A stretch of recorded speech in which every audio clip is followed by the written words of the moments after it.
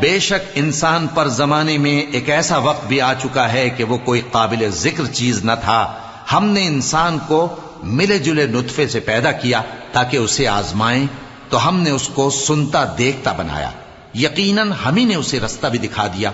अब खा शुक्रगुजार हो खा नाशुक्रा। बेशक हमने काफिरों के लिए जंजीरें और तौक और दहकती आग तैयार कर रखी है। जो नेकुकार हैं वो ऐसी शराब पिएंगे जिसमें काफूर की आमेजिश होगी। ये एक चश्मा है जिसमें से अल्लाह के बंदे पिएंगे और उसमें से छोटी छोटी नहरें निकाल लेंगे।